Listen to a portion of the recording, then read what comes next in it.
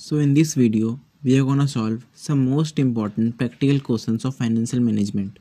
So in this video, we are gonna solve in total 9 questions which are divided into multiple sheets. So जब आपको जो मैंने provide की है जो फाइल उसको जब ओपन करेंगे तो आप बेसिकली इस पेज पे आ जाएंगे। यहाँ पे बच्चे गलतियाँ करते हैं ना, बच्चे यहाँ पे गलतियाँ करते हैं कि उनको लगता है खाली 2 ही क्वेश्चन है, वो देखते नहीं कि यहाँ पे नीचे और भी सीट्स हैं। जैसे ही ओपन करेंगे तो आप यहाँ पे आ जाएंगे, बेसिकली इस पेज पे आ जाएंगे। तो बच्चों को लगता है कि खाली 2 ही क्वेश्चन है 8 और 9, जबकि ऐसा नहीं है। यहाँ पे मल्टीपल सीट्स है, डिविडेंड मॉडल, डिविडेंड पॉलिसीज़। सो सब सीट को एक्सेस करने के लिए यहाँ पर 3 डॉट दिए ना, इस पर क्लिक करना बार बार जब तक आप फर्स्ट सीट पे ना आ जाओ, विच इज़ TVM। आप समझ गए होंगे। And it is recommended for you all to solve it in a separate sheet. Like ये तो क्वेश्चन है ही है, बट अगर सॉल्व करना है तो सेपरेट सीट पे सॉल्व किया जाए, जैसे कि मैंने यहाँ पे करा हुआ है। ये फर्स्ट क्वेश्चन का आंसर जैसे कि यहाँ पे करा हुआ है मैंने। आप समझ गए होंगे सारे बेसिक्स कि यहाँ पे टोटल 9 क्वेश्चंस कैसे हैं, कैसे हैं, मतलब आप 2 क्वेश्चन नहीं 9 क्वेश्चन टोटल बेसिकली यहाँ पे आप समझ गए होंगे। So now let's quickly move forward towards the first question. So first question is very simple, which is mister Rahul is suppose to get an amount of 10,000 rupees after 3 years at a given discount rate of 10% per annum. Find the amount of investment he must made in order to get an amount of 10,000 rupees after 3 years. It's the first question. So let's see its solution. So some important things are कि जब भी हमें निकालनी हो future value तो हम लेंगे present value को नेगेटिव, एंड जब भी हमें निकालनी हो प्रेजेंट वैल्यू तो हम लेंगे फ्यूचर वैल्यू को नेगेटिव, ताकि हमारा जो फाइनल आंसर है वो पॉजिटिव आए। जस्ट इसको आपको याद रखना है। तो अभी मुझे यहाँ पर निकालनी थी प्रेजेंट वैल्यू, तो मैंने फ्यूचर वैल्यू को नेगेटिव लिया। आई होप आप इतना समझ जाएंगे। देन अगर मैं क्वेश्चन देखूँ, पहले ये समझते हैं क्या लिखा है। ये तो सब जानते हैं क्या होती है फ्यूचर वैल्यू क्या होती है, तो ये तो सब जानते हैं कि क्या होती है future value. Then what is NPER? It's means number of period invested. Basically mostly years ही होता है ये, तो इसे ईयर्स ही मानो। देन PMT मीन्स एन्युटी का केस है कि नहीं है। So it's not the case of annuity, तभी हमने यहाँ पे 0 लिखा। देन रेट तो गिवन ही था, डिस्काउंट रेट तो गिवन ही था, एंड हमको PV निकालना है।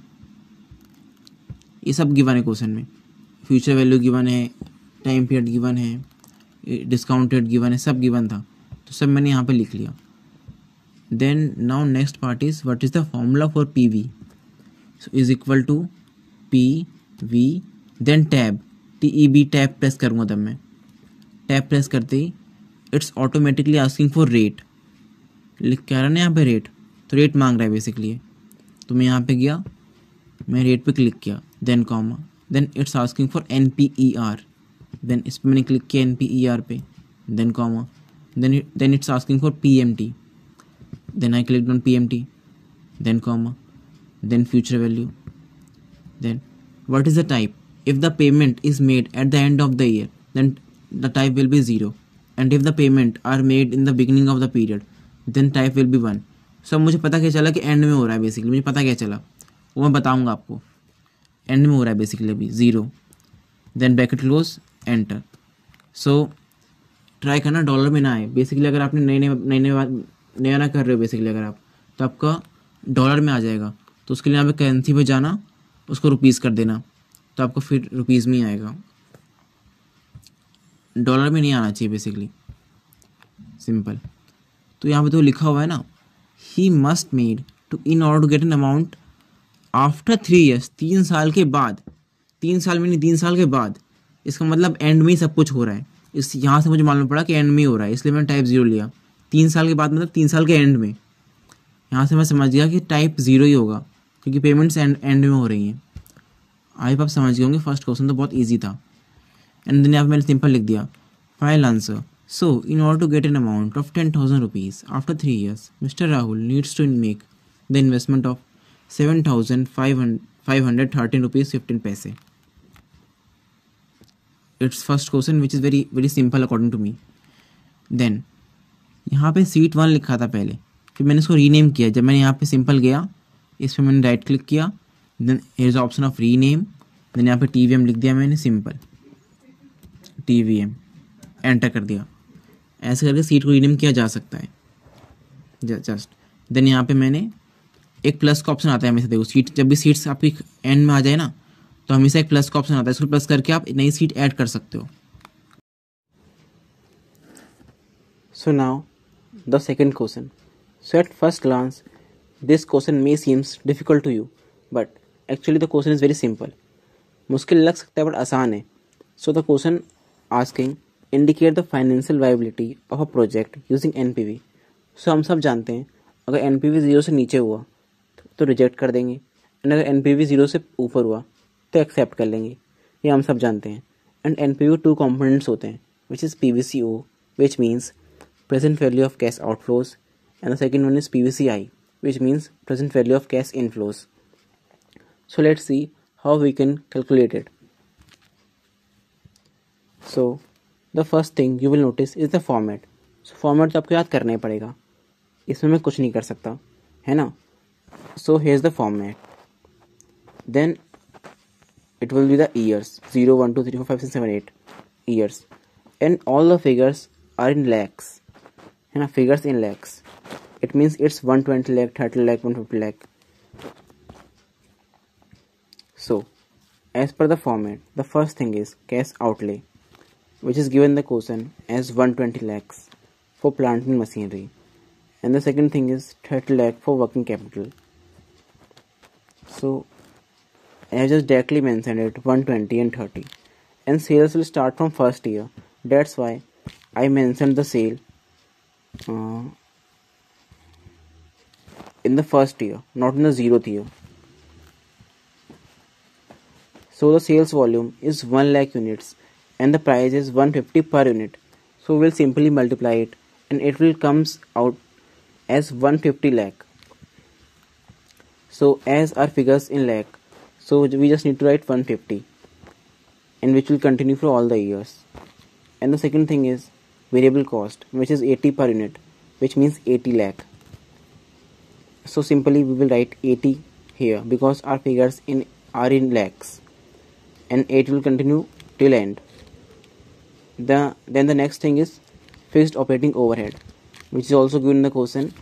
Fixed operating maintenance cost excluding depreciation is 15 lakh, also given in the question.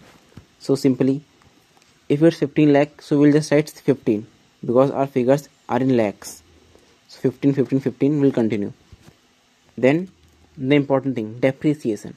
So for depreciation there is a simple formula in Excel which is equal to db tab, simple formula. Then if you write this is equal to d, when you write this is equal to db then tab, so it will automatically ask you for the cost, and cost is written here first. Basically मैंने आप सब कुछ अलग से separate कर लिया है ताकि ईजी हो, है ना। Working note 1 calculation of depreciation, first thing cost, salary value, life, ये मैंने अलग से लिख लिया था कि आसानी हो। तो मैंने is equal to D V and then tab press किया, सो ये आ गया and it's asking for cost. Simple यहाँ पे कॉस्ट को चुना, then comma, then asking for salvage value which is 2, then comma, then life which is 8, then comma, and then asking for period means years, so it's first year.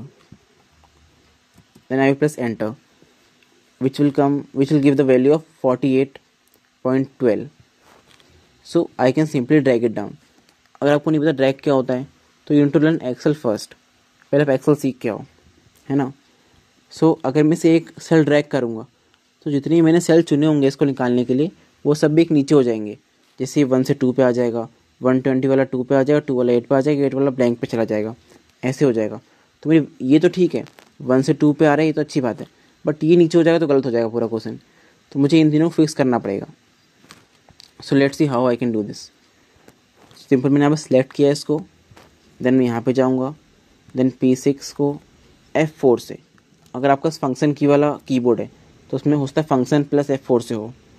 ये fix हो गया एक cell, तो ये वाला fix कर दिया मैंने, देखो यहाँ पे लग गया डॉलर सिंबल लग गया, मतलब फिक्स हो गया। Then P7 I will fix it, then P8, just इन तीनों को मैंने फिक्स कर लिया। बस अब मैं सिंपली एंटर करके ड्रैग कर सकता हूँ।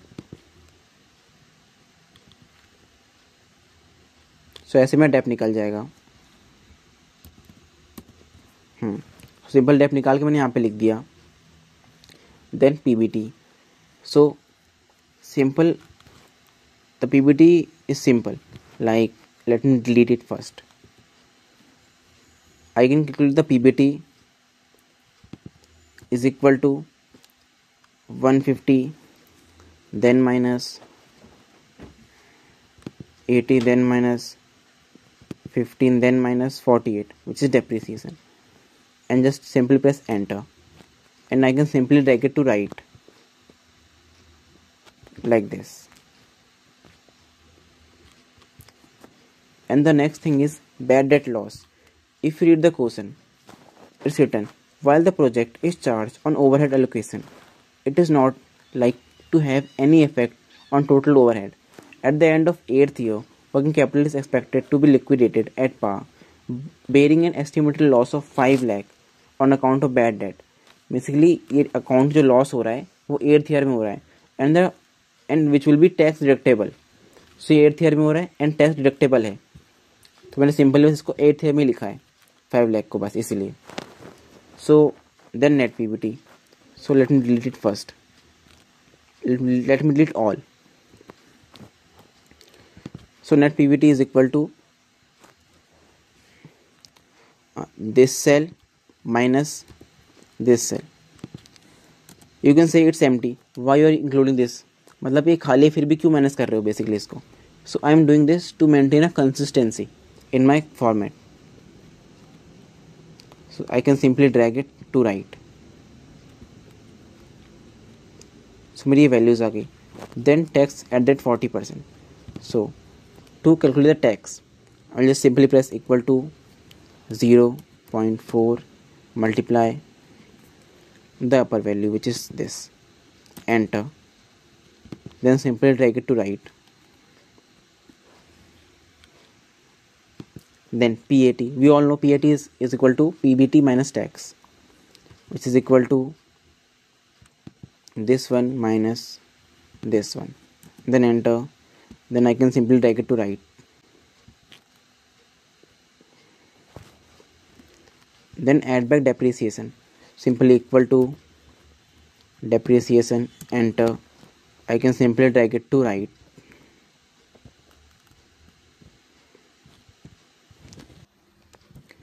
And now add back bad debt which is 5 lakh, and then salvage value which is 2 lakh, and then working capital recovered. We all know 30 lakhs is in the starting, but 5 lakh is lost, that's why it's 25 lakh here. मतलब 30 लाख था, 5 lakh loss हो गया तो 25 लाख ही बचा ना, that's why 25 lakh ही लिखा है यहाँ पे मैंने। and now total, let me delete it first. Total is equal to this one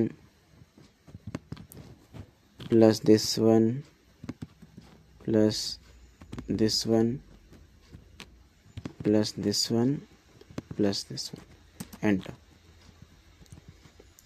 I am also adding the blank cells to maintain a consistency in my format as I previously discussed.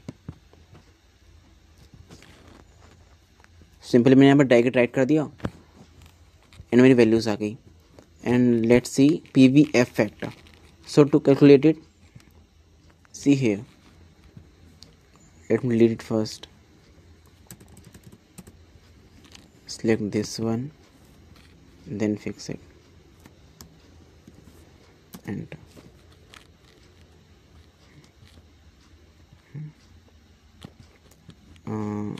Let me delete it,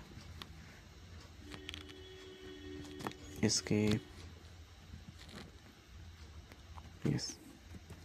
Now see PVF 12N, इसको कैसे निकाल सकते हैं? So is equal to escape, first escape,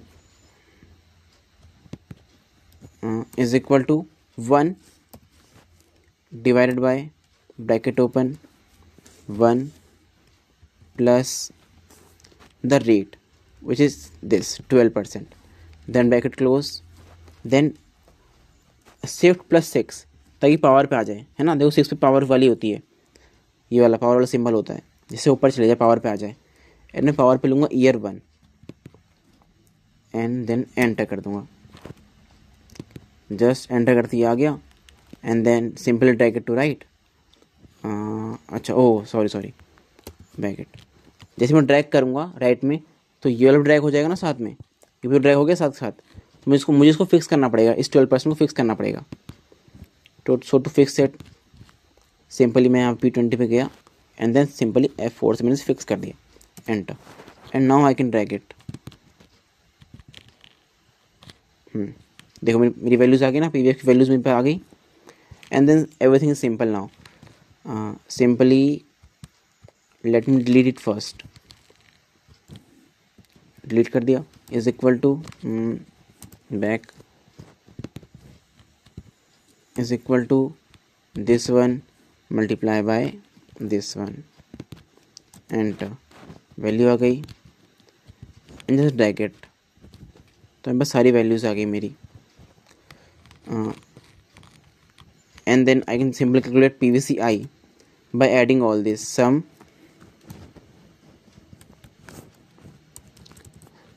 भी छोड़ो, simply हाथ से कर लो, प्लस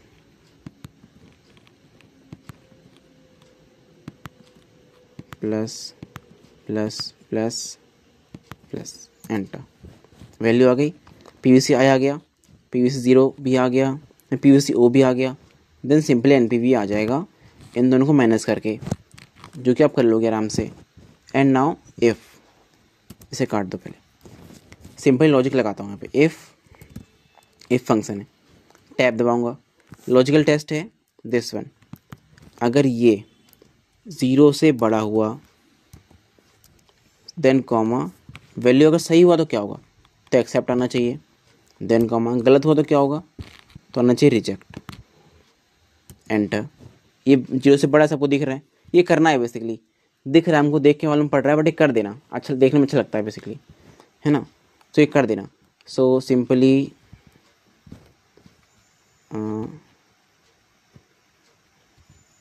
एक्चुअली थोड़ा सा छुप गया NPV, but yes NPV is greater than 0, so the project should be accepted. So now the third question, it's also very easy, which is asking us to calculate payback period, ARR, NPV, PI and IRR, and the given thing is years and PBDT, which means profit before depreciation and tax. So let's see how we can do this. So it's a simple format, मतलब हमको ऐसे ही करके आना exam में, years यहाँ लिखने। तो main thing जो हमें अभी करने calculate is CFAT, which is cash flows after tax, to find all this. So इसका सिंपल फॉर्मूला होता है कि PBDT में से पहले डेप माइनस कर दो, which will give you PBT, फिर उसमें से टैक्स माइनस कर दो, which will give you PAT, and then उसमें अगेन डेप ऐड बैक कर दो, which will give you CFAT। हम ये डेप पहले माइनस फिर ऐड इसलिए करते हैं ताकि हमें डेप का बेनिफिट भी मिल जाए और उसको कोई इफेक्ट भी ना हो, बिकॉज डेप एक नॉन कैश थिंग है, which is also known as depreciation tax shield. So ES given थे, PBDT गिवन था, डेप सिंपल निकाल लिया हमने 50 डिवाइडेड बाय 5 करके, which will give you 10,000। So dep ऐसे निकाल लिया हमने।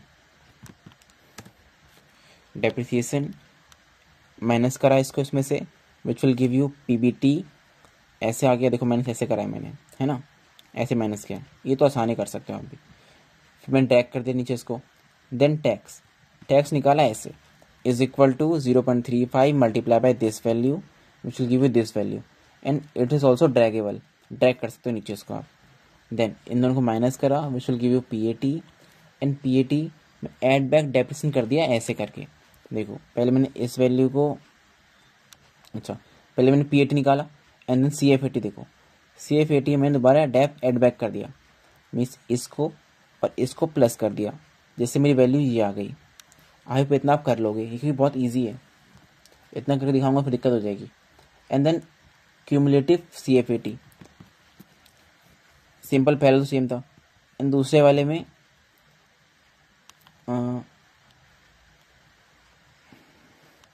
ये वाला प्लस ये वाला ऐड किया है, लाइक J7 प्लस K6 को ऐड किया है, एंड देन इसमें इस वाले सेल को एंड इस वाले सेल को ऐड किया है, एंड देन इसमें इस वाले सेल को एंड इस वाले सेल को ऐड किया है, एंड देन इसमें इसको और इसको ऐड किया है, इन दोनों सेल को ऐड किया, तब जाके ये वैल्यू आई है ना, दिख रहा है ना यहाँ पे J10 K9, ऐसी वैल्यू आई है। निकाल दिखा चलो एक बार ताकि कंफ्यूजन ना रहे। इक्वल टू सेम वैल्यू आ जाएगी, enter, and then equal to this plus this one, enter, equal to this plus this one, enter, equal to this plus this, enter, equal to this plus this, enter. ऐसे निकाला basically, है ना। Discounted given ही था ये ना, इसे box में कर लो, ये एक चीज़ है, अलग चीज़ है, इसको बॉक्स में कर सकते हैं, ऑल थिंग बॉर्डर से बॉक्स में कर लो, ठीक है। ये आ गया हमारे पास। अब सिंपल पे बैक पीरियड का फॉर्मूला होता है is equal to number of year completed. इसकी हमारी थी ना जो इन्वेस्टमेंट थी, होती 50,000 की, है ना। तो इसमें देखो यहाँ पर तो नहीं हो पाया, सेकेंड ईयर में भी नहीं हो पाया, थर्ड ईयर और फोर्थ ईयर के बीच में कहीं पे हो गया है, मतलब 3 साल तो मतलब हो ही गए हमारे। तो 3 साल तो मैंने लिख लिया बेसिकली, देखो फॉर्मूले में 3 साल तो लिख लिया, प्लस कर लिया, एंड देन तो दोबारा कर देता हूँ, इज इक्वल टू 3 साल तो हो चुके थे, तो मालूम पड़ गया हमको। पहले साल में कंप्लीट नहीं हुआ था 50,000 हमारे, दूसरे में नहीं हुए, तीसरे और चौथे बीच में हुए, मतलब 3 साल तो हो ही गए, 3 साल लिख लिया यहाँ पे, then plus, and then formula के हिसाब से ब्रैकेट लगाना है। इनिशियल इन्वेस्टमेंट कितनी थी, 50,000 की थी, माइनस क्या करना है, lower cash flow which is this one 42350, 42350, then bracket close, divided by bracket open which is higher cash flow which is 55600 minus lower cash flow which is 42350, 42350, which will give you this value. And इसको हमें round off कर लेना इसका use करके, decimal less, decrease decimal का use करके, ज़्यादा ही कर दिया डिक्रीज, हाँ 2 डेसिमल तो ठीक है, ऐसे वैल्यूज़ आ जाएंगी इसकी। तो ये हम निकाल लिया। Then ARR which is average profit divided by average investment, यहाँ लिखा हुआ मैंने। सो ये हम निकाला एवरेज प्रॉफिट करके, एवरेज आई दिस वन से, यहाँ से लेके यहाँ तक, बिकॉज ये प्रॉफिट है, ये तो कैश फ्लोज है, प्रॉफिट तो ये है ना, प्रॉफिट आफ्टर टैक्स तो ये है। बच्चे गलती करते हैं ना, बच्चे इससे कर देते हैं, इससे नहीं करना है, इससे करना है, PAT से करना है, तब जाके हो पाएगा। चलो दिखाता हूँ करके, डिलीट करा इसको, इज इक्वल टू एवरेज का एक फंक्शन होता है एक्सेल में, एवरेज, टैब दबाया, सिंपल प्रॉफिट चुने सारे, प्रॉफिट चुने, एंटर कर दिया, वैल्यूज आ जाएंगी।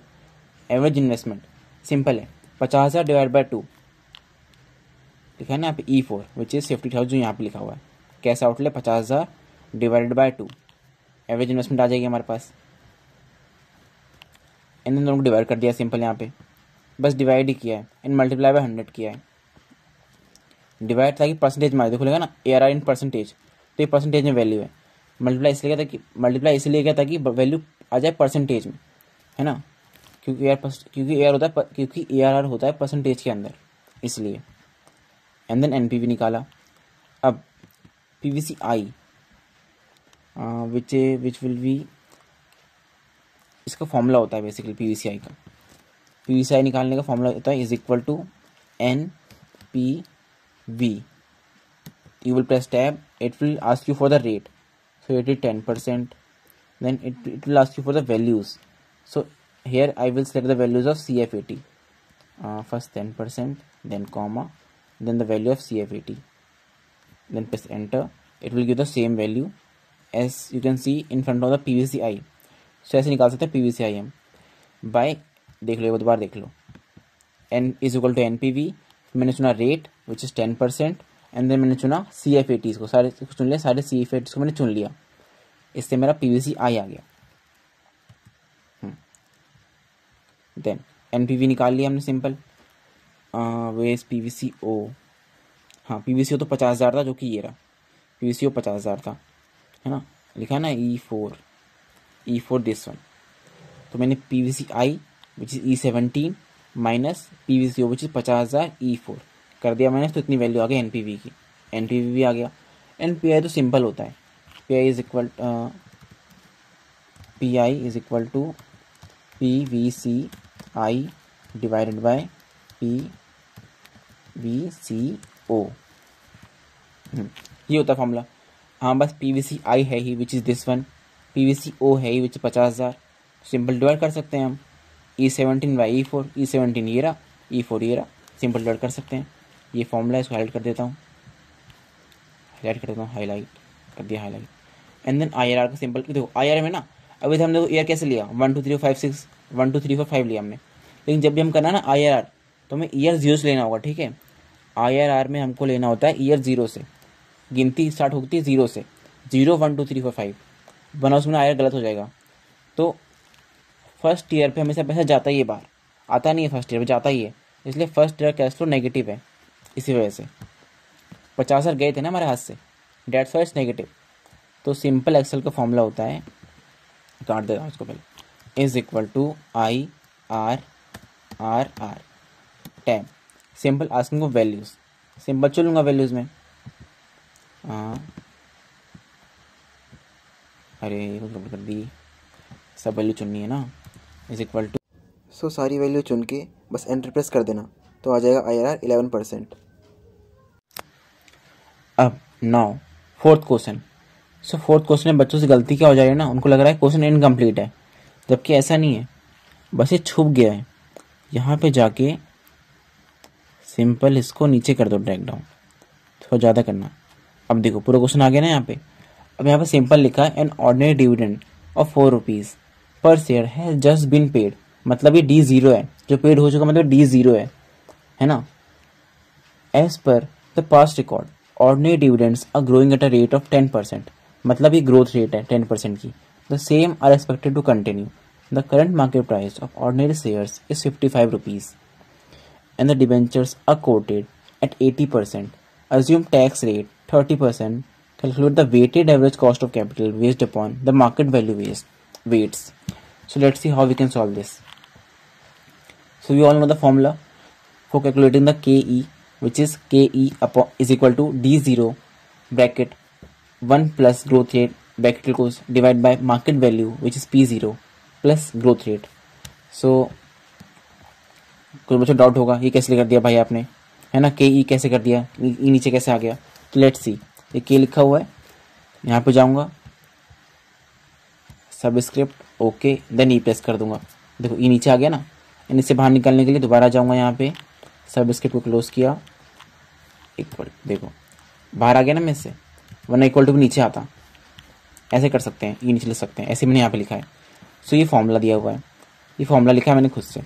देन D0 की वैल्यू गिवन थी, G गिवन है हमको, P भी गिवन है, एंड D0 ब्रैकेट में 1 प्लस G ब्रैकेट, ये D1 के बराबर होता है, तो D1 निकाल लिया हमने, एंड देन सब कुछ फॉर्मूला में पुट करके कि ये निकाल लिया हमने, सिंपल था।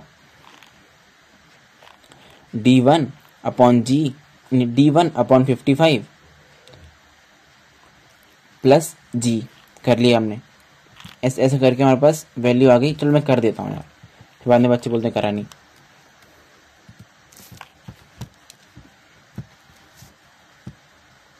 Is equal to D1 divided by market value, थोड़ा सा गैप छोड़ के प्लस 18% आ गया। अभी ये परसेंटेज कैसे आ रहा है, परसेंटेज आ रहा है बिकॉज मैंने चुना हुआ है परसेंटेज को। देखो यहाँ मैंने चुना गया ना, देखो यहाँ पे इस पर्टिकुलर सेल में मैंने चुना हुआ परसेंटेज को, पहले यहाँ पे नहीं था, ये मैंने खुद से चुना है परसेंटेज, तब यहाँ परसेंट ऑटोमेटिकली लिख के आ रहा है। तो इससे क्या हो रहा है ना, देखो इसको हटा देता हूँ, इसको मैं हटा दूँ, नॉर्मल कर दूँ, तो देखो 0.18 आएगा। बट परसेंटेज करने से क्या होता है ना, ये ऑटोमेटिकली ये 100 से मल्टीप्लाई हो जाता है, और इसमें सिंपल हो जाता है, परसेंटेज का सिंबल लग जाता है, ऑटोमेटिकली हो जाता है। बेसिकली ये ऑटोमेटिकली 100 से मल्टीप्लाई हो गया और मैं सिंबल लग गया परसेंटेज का ऑटोमेटिकली। अगर मैं यहाँ पे जाके कर दूं परसेंटेज तो इसलिए यहाँ पे ऑटोमेटिकली परसेंटेज इसलिए आ रहा था।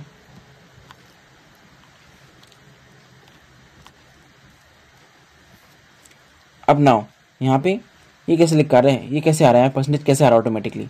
सो ऐसा इसलिए हो रहा है बिकॉज मैंने यहाँ पे इस पर्टिकुलर सेल में चुना हुआ है परसेंटेज को। लेट्स सपोज यहाँ नहीं होता परसेंटेज, नॉर्मली नहीं होता है, तो यहाँ पे ऐसे होता 0.18 होता। बट जैसे ही मैं करता हूँ परसेंटेज, तो ये क्या करता है ना, ये उस वैल्यू को जो आ रही है उसको 100 से मल्टीप्लाई कर देता है एंड उसे परसेंटेज लगा देता है। डेट्स यहाँ पे ऑटोमेटिकली परसेंटेज आ रहा था। देन कॉस्ट ऑफ डिवेंचर्स निकालते हैं। इसका फॉर्मूला ये होता है, आई हमको गिवन ही है, आई देखो यहाँ गिवन है 10% ऑफ 100 रुपीज़ विच इज़ 10, है ना। इंटरेस्ट ये ना, यहाँ पे ना इंटरेस्ट में आई में ना हम नहीं लिखते, रेट नहीं लिखते हैं हम लिखते हैं वैल्यू, एक्चुअल वैल्यू। जैसे मान लो डिबेंचर 100 रुपये का है एंड इंटरेस्ट रेट 15 का है ना, नहीं 100 मत मानो, मान लो डिबेंचर 200 रुपये का है एंड इंटरेस्ट रेट 10% का है, तो मैं 10 नहीं लिखूंगा, मैं लिखूंगा 20। जो वैल्यू होगी इंटरेस्ट की वो लिखूंगा यहाँ पे मैं, तो वैल्यू ऑफ इंटरेस्ट 10 है, 10 रुपये बेसिकली, है ना, 10 रुपये। एंड टैक्स 0.3, 30% 0.3 हो गया। And NP quoted at 80%, mean 100 का था 80 पे कोट कर रहा है, मतलब ये 20 कम हो गया। तो NP मतलब होता है मार्केट प्राइस बेसिकली, जो कि अगर गिवन हो तो गिवन है 80 पे कोटेड है ना, मतलब देखो 100 का था बट कोटेड 80% पे, डेट्स वाई 80 हो गया ये। देन सिंपली सब कुछ वैल्यू फॉर्मूला पुट कर दी, जो कि मैं कर देता हूँ सामने I bracket open 1 plus 1 minus tax bracket close divide by NPV something went wrong DINP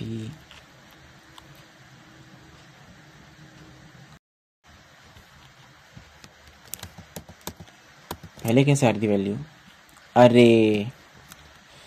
बेवकूफ़ हूँ मैं भी, इज इक्वल टू मल्टीप्लाई तो करा ही नहीं, 10 मल्टीप्लाई आई मल्टीप्लाई होता है ना, I multiply then bracket open 1 minus tax bracket close divide by NP। Then ये मिस्टेक आप मत करना, यहाँ पे मैंने सेम चुन रखा है परसेंटेज को, तब यहाँ पे वो वैल्यू आ रही है। Then market value of equity shares given ही है, इक्विटी से इतने थे, मार्केट प्राइस इतना था, दोनों कर दिया मल्टीप्लाई, तो ये वैल्यू आ गई मार्केट वैल्यू ऑफ इक्विटी आ गई हमारे पास। डिबेंचर्स की जितनी वैल्यू थी ना उससे 80% कम पे चल रहे हैं, ये 8 लाख थी और वो 80% पे चल रहे हैं बेसिकली, तो 8 लाख मल्टीप्लाई बाय 0.8, तो ऐसे करके वैल्यू आ गई मेरे पास 6,40,000 आगे वैल्यू।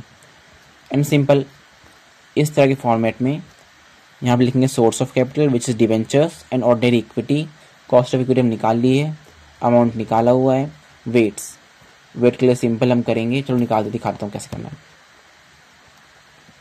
ये डिलीट कर देता हूँ, ये डिलीट कर देता हूँ, यहाँ पे गए इज इक्वल टू, इसको डिवाइड करना है टोटल से, टोटल इसका वेट आ गया ना, इसको डिवाइड करना है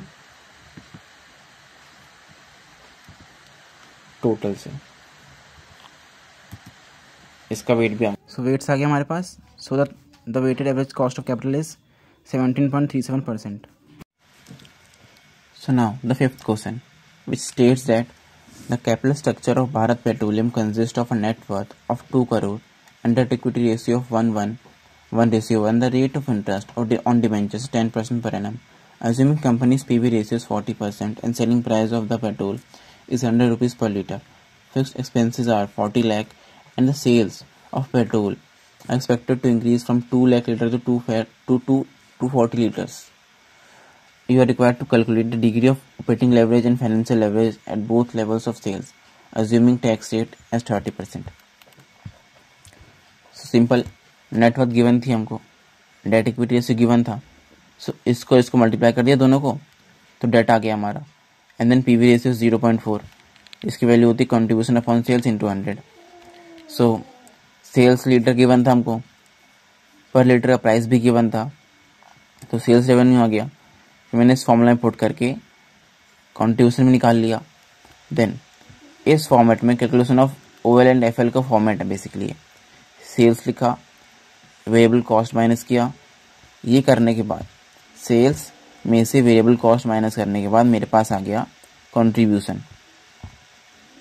फिर मैंने कंट्रीब्यूशन में से किया फिक्स्ड कॉस्ट को माइनस, तब मेरे पास आया ईबीआईटी। एंड ईबीआईटी में से मैंने माइनस किया इंटरेस्ट, तो मेरे पास आया EBT.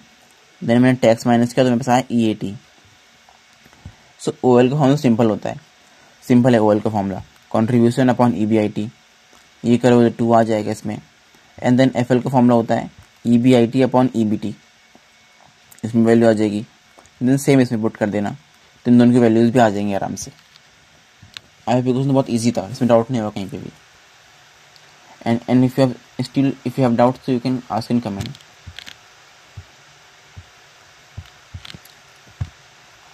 And dividend policy, so इसमें सब कुछ गिवन है बेसिकली। हमको नेट इनकम गिवन है, केपेक्स गिवन है, हमको निकालनी है द कंपनी। नीचे छुप गया लगता है इसका आंसर भी, थोड़ा बड़ा करना पड़ेगा। हाँ, the company has 10,000 shares outstanding on which it has paid a dividend of 2.5 rupees per share last year. What will be the dividend per year and external financing requirement for each of the above 4 years in the if the company as follows: pure original policy and constant dividend payout policy 40%. So DPS and external financing निकालनी है। तो ये simple format, year लिखना है, capex ये given ही था, net income given ही था, एंड ना net income minus capex is equal to residual income होती है। सो यहाँ 15,000 आई, यहाँ पर नेगेटिव आ रही है, इसलिए यहाँ पर 0 लिख दिया हमने, क्योंकि नेगेटिव नहीं हो सकता ना इसलिए। जैसे यहाँ में नेगेटिव आई थी 15,000, तो मैंने उसे काटा अपने हाथों से खुद से एंड 0 लिख दिया यहाँ पे। देन यहाँ 5,000 आ रही है, कोई दिक्कत नहीं है। यहाँ 45 आ रही है, कोई दिक्कत नहीं है। एंड देन डीपीएस निकाल लेंगे, इस वैल्यू को डिवाइड करेंगे इस वैल्यू से, नंबर ऑफ इक्विटी से डिवाइड कर देंगे, जो कि मैंने ऐसे करा है। इज इक्वल टू, इसको चुना, डिवाइड बाय, इसको चुना, एंटर कर दिया, और मैंने इधर जाके L5 को फिक्स करके ड्रैग कर दिया नीचे तक, तो सबकी वैल्यू आ गई। एंड देन ये तो आ गया। अब मैं निकालूंगा एक्सटर्नल फाइनेंसिंग, जो कि होता है नेट इनकम माइनस केपेक्स। इस केस में प्योर रेजिडुअल पॉलिसी में नेट इनकम माइनस केपेक्स। सो जितनी पॉजिटिव वैल्यू ना उन सबको 0 करना है ना, क्योंकि हमें चाहिए तो नेगेटिव में आनी चाहिए बेसिकली यहाँ value. Net income minus capex negative में आना चाहिए, वही होती है हमारी एक्सटर्नल फाइनेंसिंग। सो ये आ गया हमारा एक्सटर्नल फाइनेंसिंग। खाली इस केस में नहीं आया, खाली सेकेंड ईयर केस में आया, जब हम अपना केपेक्स ही फुलफिल नहीं कर पा रहे थे, है ना। केपेक्स 35,000 का था और इनकम 20,000 की थी, तो 15,000 कहाँ से लाएंगे, बाहर से उठाएंगे हम। तो सिंपल आंसर आ गया, hence the external finance required in this case is 15,000। And then second case which is अच्छा, प्योर रेजिडुअल पॉलिसी का मतलब होता है ना कि इनकम जब बचेगी तभी देंगे, वरना देंगे ही नहीं। इनकम बचने पे ही देंगे हम डिविडेंड, वरना नहीं देंगे। And then second case is constant dividend pay out policy, मतलब नेट इनकम का 40% देना ही देना है। नेट इनकम का 40% देना ही देना है, मतलब चाहे जो हो जाए। अगर नहीं पैसे आए तब बाहर से उठा लेंगे पैसे, है ना। तो उसमें पहले नेट इनकम में से डिविडेंड माइनस होता है इसमें पहले, इसलिए ईयर 1 नेट इनकम यहाँ पे 0 लिख के आ रहा है,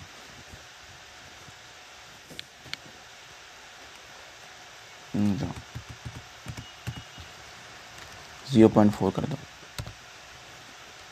40% है ना, एंटर कर दो, टेक इट डाउन।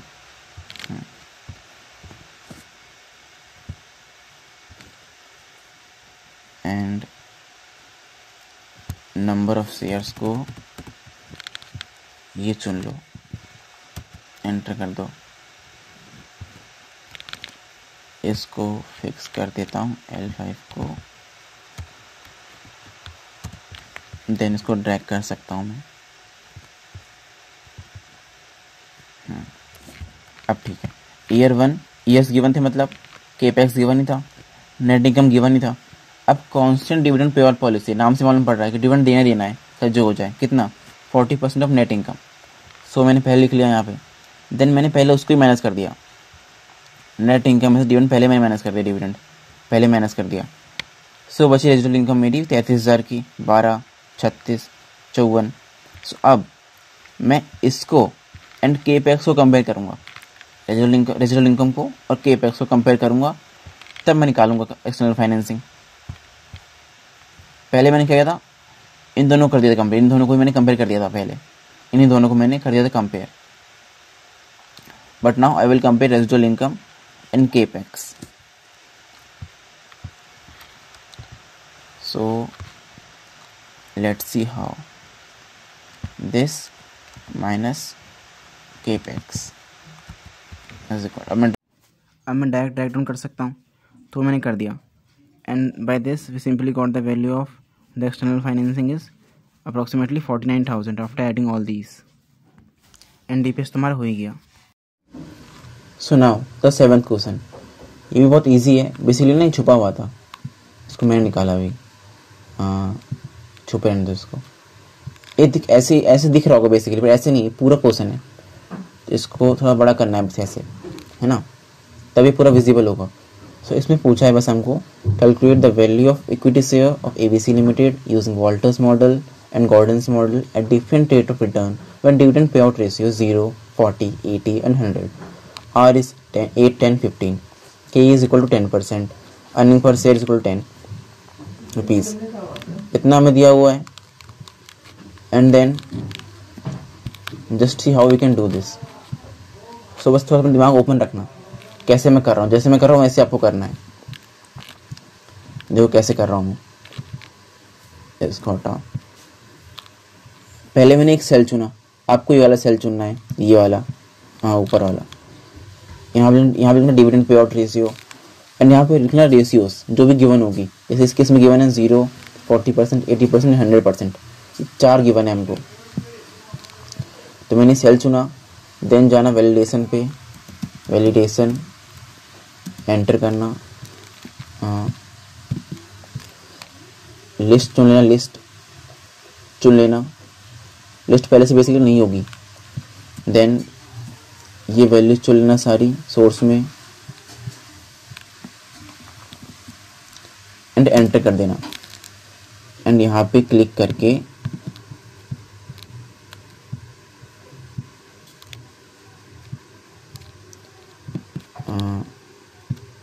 अरे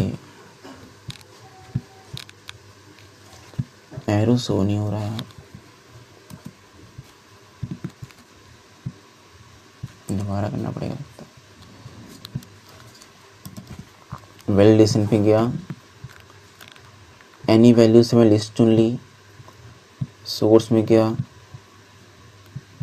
ये वैल्यूज चुन ली, एंटर कर दिया।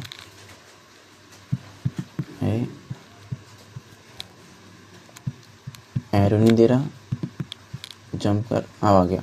हाँ देखो, ऐसे कोई भी वैल्यू चुन लेना, देन देखो लिस्ट में शो होगा। वैसे मैंने यहाँ पे कर रखा है same to same,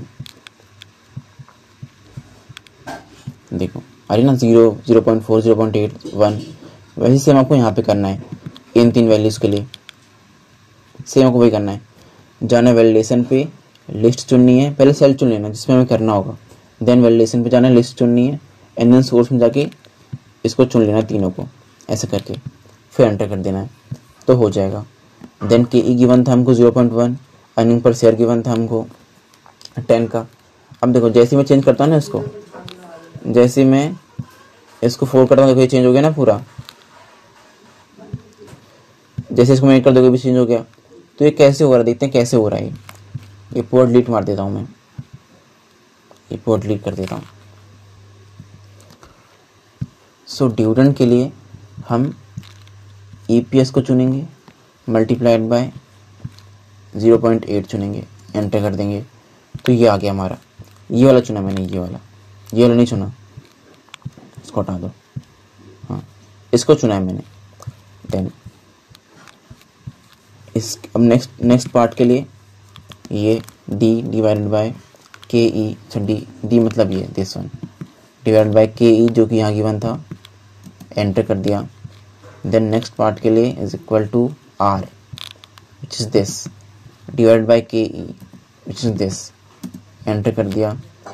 then E minus D is equal to E चुन लिया विच इज 10 माइनस D चुन लिया विच इज 8, एंटर कर दिया। So now this one R divided by KE into E minus D। So R divide by KE तो हमारे पास है, ये 1 है, एंड सब 0 क्योंकि यहाँ पे नहीं चुन लिया है, गलती से इसको चेंज कर देता हूँ। हाँ ठीक है। अब देखो E माइनस D पे हमने निकाल लिया है, तो बस simple R divide by KE को मैं मल्टीप्लाई कर दूंगा इससे, E माइनस D से, तो मेरी वैल्यू आ जाएगी। देन ये आ गया हमारे पास, देखो ये सेम है ना, मैच कर रहा है ना। देन इसको डिवाइड किया KE से, सो KE है हमारे पास है 0.1, सो डिवाइड कर दिया तो 60 वैल्यू आ गई। देन देखो ये वैल्यू एंड ये वैल्यू मैच कर रही है, सो प्लस कर दूंगा मैं D बाई KE से, D बाई KE ये गिवन ही है, सो 100 आ गया। सो इतना तो हमने कर लिया।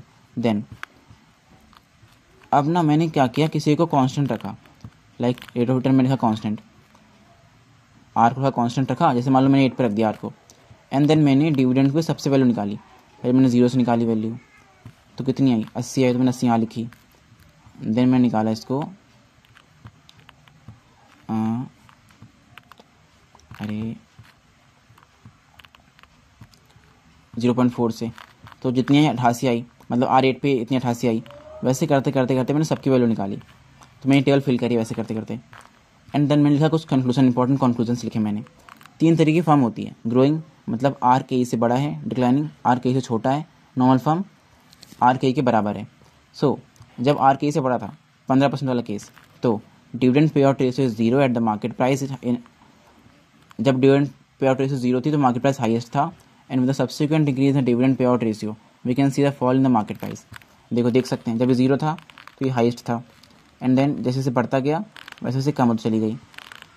एंड सिमिलर डिक्लाइनिंग फॉर्म के केस में जब ये 100% था तब ये भी 100 था, तो जैसे जैसे कम होता जा रहा था ये भी कम होता जा रहा था, तो मैंने वहाँ पे ये लिख दिया।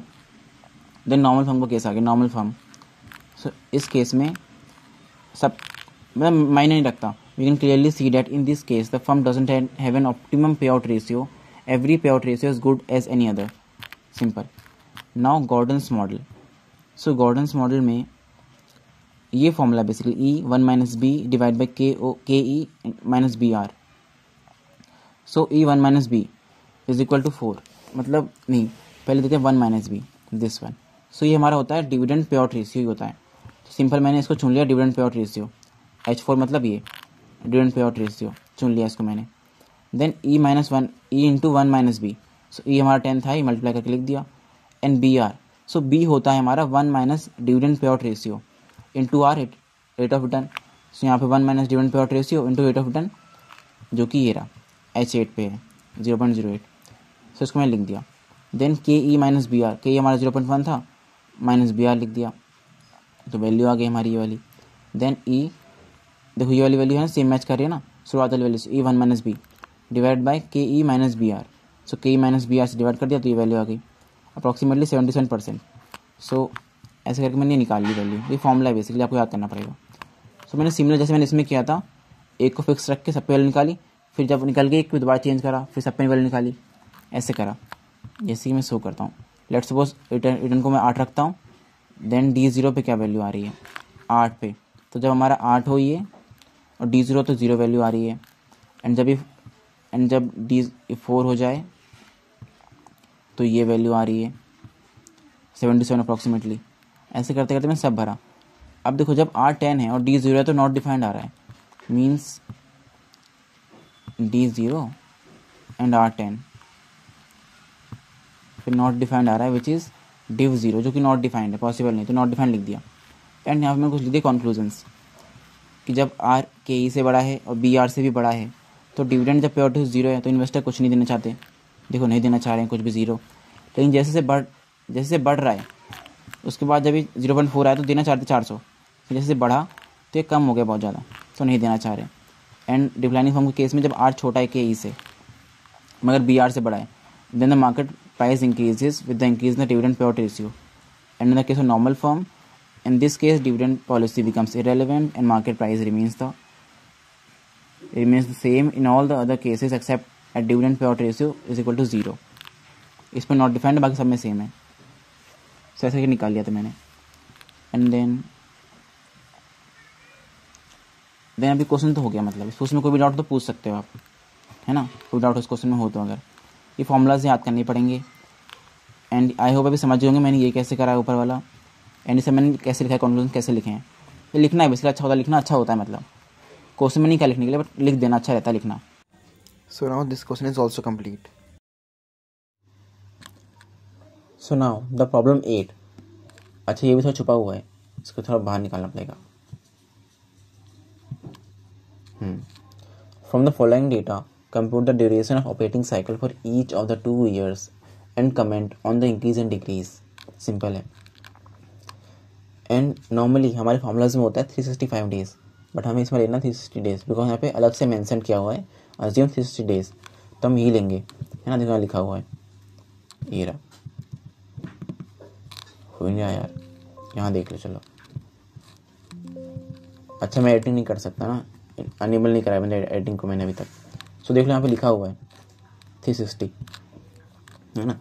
तो फॉर दिस कैलकुलेशन मैं पहले यहाँ से यहाँ तक कॉपी कर लूँगा क्रेडिटर्स तक का, एंड देन पेस्ट कर दूंगा अपनी नई वाला आंसर शीट में जो कि मैंने करा हुआ है। एंड देन अलग से मैं लिख दूंगा यहाँ पे डेज विच इज़ 360। देन इसमें ड्यूरेशन ऑफ ऑपरेटिंग साइकिल निकालने के लिए हमें कुछ पीरियड्स फाइंड करने पड़ते हैं, जैसे कि raw material period, creditor period, working progress period. Then उनको एक फॉर्मूला पुट करना होता है which is raw material period plus working progress period plus finish good period plus debtor period then minus creditor period, ये करना होता है। So let's see how we can do this. पहले से रीड कर देता हूँ ये वाला, अकॉर्डिंग टू फॉर्मूला चलेंगे। रॉ मटेरियल कहाँ है, ये रहा, डिवाइड बाय परचेजेस कहाँ है, ये रहा, एंड इनटू कितना करना है 365 डेज, 360 से करना है, 360 से करना है, एंटर कर दिया। क्रेडिटर पीरियड निकालते हैं, एवरेज क्रेडिटर कहाँ है। अच्छा खाली एक ही क्रेडिटर दिया ना, एक साल में खाली एक ही क्रेडिटर है तो उसको एवरेज मान लेंगे। डिवाइड टोटल परचेजेस, कैप छोड़ के शिफ्ट एंटर 8 पे, मतलब बस जैसे दिख रहा है उसे कर देना। F12 डिवाइड बाई F8, मतलब this one divide by blue one divide by red one into number of days which is 360 enter, then equal to इसका average WIP which is this one divided by total COGS is this one, then multiply it with 360, enter, then average finished goods which is this one divided by total cost of goods which is this one into again number of days। अच्छा ये चुन भी सकते थे ना, मैं भूल गया यार बताना, ये चुन भी सकता हूँ यहाँ से डायरेक्ट, इसको चुन के भी कर सकते हो। इन समय चुन लेता हूँ मैं, आसानी रहेगी। काटो इसे, चुन लो, एंटर, सेम ही आएगी वैल्यू। इसे भी काटो, इसे चुनने से ड्रैग कर पाऊंगा ना मैं, इसलिए सब कुछ सेम रहेगा, कोई दिक्कत नहीं है। इसे चुन भी सकते हैं, चुन लो इसको, एंटर, हाँ अब ठीक है। देन डेटर्स, डेटर का फॉर्मूला क्या है, average debtors which is this one divide by total sales, ये रही, इनटू कर देना इसको नंबर ऑफ डेज से विच is this one, enter. And now इसको ड्रैग किया जा सकता है राइट में, इसको चुन के एक को पहले ड्रैग कर देंगे, है ना, फिर यहाँ से पूरा ड्रैग कर देंगे। अरे रुक जाओ, खाली यहाँ से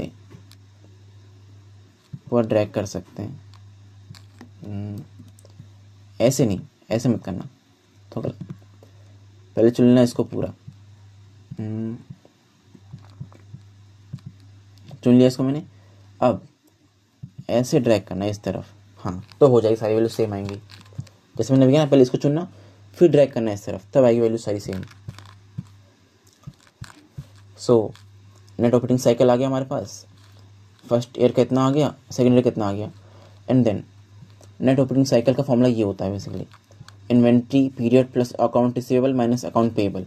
सो वही अकाउंट रिसीवेबल मतलब डेटर, पेएबल मतलब माइनस क्रेडिटर, इन्वेंट्री पीरियड मतलब ये तीनों plus, WIP raw material and finish goods, ये तीनों प्लस को हम बोलते हैं इन्वेंट्री पीरियड। सो अब कमेंट भी करना था। So increase in length operating cycle is due to, पहले इतना था, अब बढ़ गया। क्यों बढ़ा? क्योंकि डेटर्स ने टेकिंग लॉन्गर टाइम, कितना, इसको इससे माइनस किया,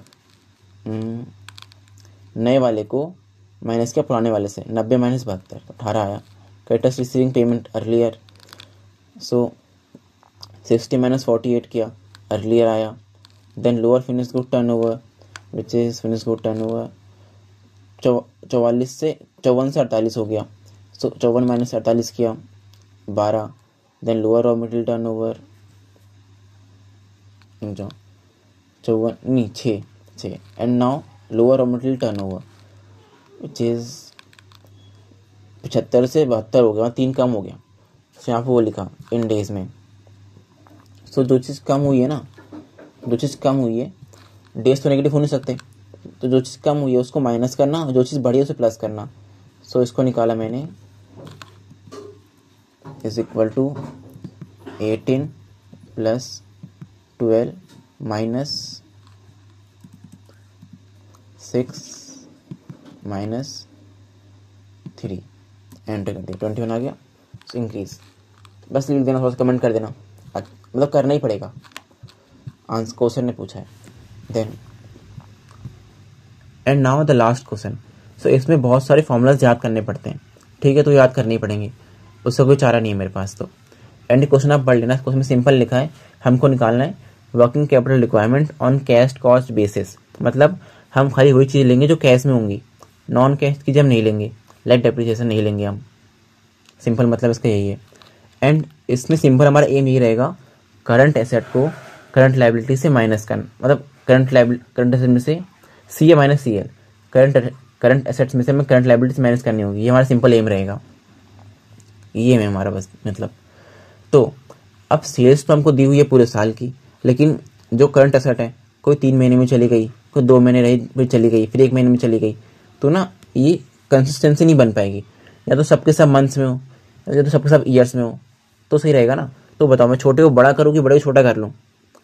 बड़े को छोटा करना ज़्यादा आसान है, इसको छोटा करना ज़्यादा आसान है। तो मैं, ये पूरे साल का है, इसको मैं 1 मंथ पे ले आऊँगा बाय डिवाइडिंग इट बाय 12, देखो, है ना। एंड कब तक रहा फिनिश गुड्स हमारे पास? 3 महीने रहा। रॉ मटेरियल स्टोर में कितना रहा? 2 महीने तक। प्रोडक्शन प्रोसेस में कितना रहा? 1 महीने तक। कितना क्रेडिट अलाउड किया हमने क्रेडिटर्स को? क्रेडिट अलाउड टू क्रेडिटर्स 2 महीने तक का अलाउड किया था हमने। देन सेलिंग प्राइस 50 है, रॉ मटेरियल है, दो सब गिवन है, तो यहाँ पे गिवन हुआ है raw material is 50% of selling price, direct wages 10% है, ओवरहेड 20% है, गिवन है क्वेश्चन में। सिंपल मैंने वही लिख दिया, इसलिए फॉर्मेट है, याद करना ही पड़ेगा। ये स्टेप है बेसिकली, स्टेप बाय स्टेप है कि मैं यहाँ पे ये सब क्यों लिख रहा हूँ, क्योंकि ये सब करंट एसेट का पार्ट होते हैं एंड करंट लायबिलिटीज़ का भी। तो मैंने इसको अलग से इसलिए यहाँ पे लिखा ताकि मैं अपना क्वेश्चन बहुत ईजिली सॉल्व कर पाऊँ। ये हमारा क्वेश्चन बेसिकली यहाँ से स्टार्ट होता है मेन आंसर, बट ये भी नेसेसरी पार्ट है, इसके बिना नहीं हो पाएगा, ये भी इंपॉर्टेंट पार्ट है, इसके बिना करना नहीं हो पाएगा, मतलब बेसिकली समझ जाओ। तो ये भी आंसर का पार्ट है। रॉ मटेरियल लिख लिया। ओवरहेड, अच्छा जैसे देखो ओवरहेड में ना डेप है लिखा हुआ ना, ओवरहेड इंक्लूड्स डेप्रिसिएशन 5 रुपये का, जो कि हमें नहीं चाहिए क्योंकि कैश कॉस्ट बेसिस है, क्योंकि तो 10 था, 10 में से 5 माइनस कर दिया, तो आगे excluding depreciation which is 5 rupees. सुनो अब निकालें कैश कॉस्ट, ये हमारी हेल्प करेगा फिनिश गुड्स डेटर्स वेटर्स में हमारी हेल्प करेगा ये कैश कॉस्ट। इसको हम निकालते हैं, इसका फॉर्मूला होता है is equal to raw material plus direct wages plus overhead excluding depreciation, enter. 35 आ गया। देन सारे करंट असेट्स लिख लेंगे हम।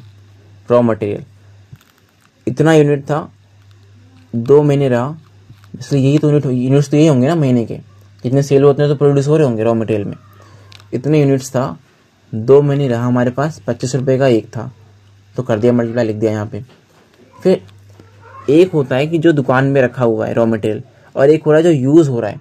तो WIP में 3 कंपोनेंट्स होते हैं, रॉ मटेरियल, वेजेस, ओवरहेड्स, ये 3 कंपोनेंट्स होते हैं। तो अगर यहाँ पे लिखा है ना प्रोडक्शन प्रोसेस 1 मंथ का है, मतलब WIP है, वर्क इन प्रोग्रेस है, इसमें 3 कंपोनेंट्स होते हैं, है ना, जो कि यहाँ पे मेंशन भी है क्वेश्चन में। देखिए यहाँ मेंशन है, work in progress involves use of full units of raw material, मतलब रॉ मटेरियल पूरा यूज हो गया in the beginning of the month manufacturing process में, and other conversion cost like wages, overheads, वो खाली 50% ही यूज़ हो पाए, पूरी यूज़ ही नहीं हो पाई वो, इसका ये मतलब है। वैसे तो जनरली गिवन होता है, बट नहीं भी होगा तब भी यही मानना है कि रॉ मटेरियल पूरा यूज़ हो गया एंड बाकी दोनों 50-50 हुए हैं, पर यहाँ पे गिवन तो अच्छी बात है।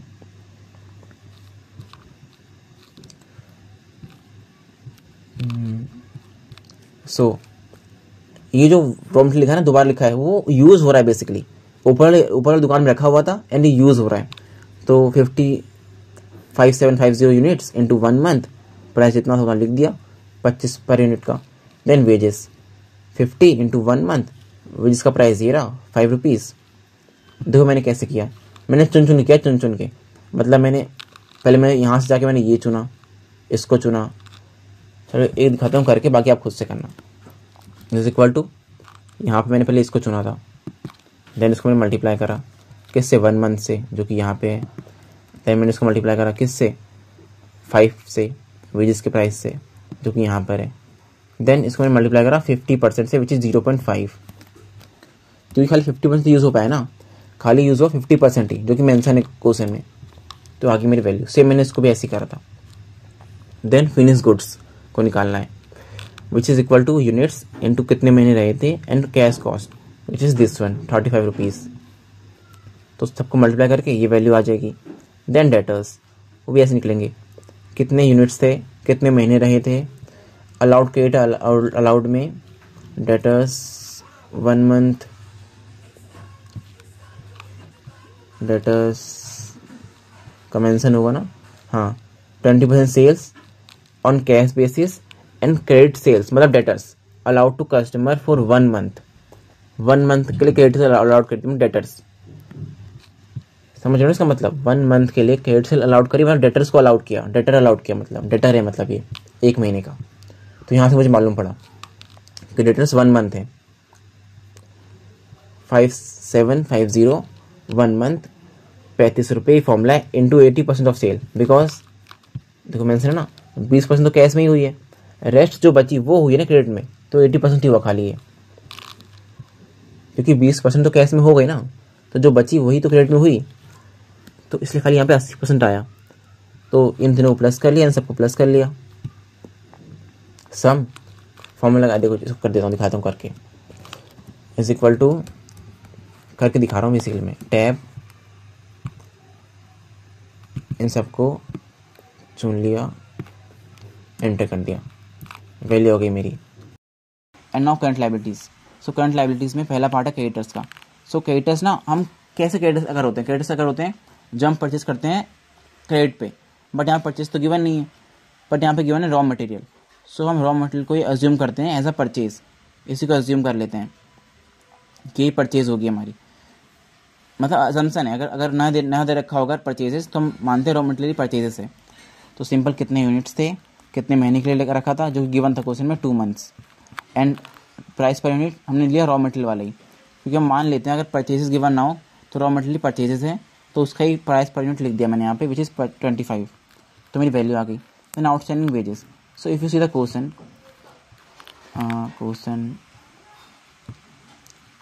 आई होप यही क्वेश्चन होना चाहिए, क्वेश्चन कहाँ है, खो जाता हूँ मैं भी। क्वेश्चन देखो, wages are paid in the next month of accrual, मतलब जब अक्वर हो गए थे ना तो उसके 1 महीने बाद पे किया है, तो वेजेस 1 महीने का आउटस्टैंडिंग हो गया हमारे पास। एंड देन ओवरहेड्स भी outstanding are paid 15 days earlier, मतलब 15 दिन की ये भी लेट हो गया, 15 डेज ये भी लेट है। तो सिंपल कितने यूनिट्स थे, 1 मंथ का अर्लियर कितने रुपए के थे, तो ये भी हमारा लाइबिलिटी आ गई। देन आउटस्टैंडिंग ओवरहेड्स, तो सब कुछ मंथ्स में है, तो इसको ही मैं मंथ में लिखूंगा ना, तो ये हो गया 0.5 मंथ। देखो यहाँ पे मैंने 0.5 से मल्टीप्लाई करा है। Units 0.5 into 5 rupees per unit, because यहाँ 5 रुपीज़ गिवन था एक्सक्लूडिंग डेप्रीसिएशन का। एंड नाउ मेरी करंट लायबिलिटीज़ की वैल्यू आ जाएगी, जिस वैल्यू को मैं माइनस कर दूंगा करंट एसेट में से। So then I will got the value of net working capital. So ये सारे क्वेश्चंस हो चुके हैं। अगर आपको कोई भी डाउट हो तो आप मुझसे पूछ सकते हैं कमेंट्स में, पर्सनली भी। Thank you, have a nice day.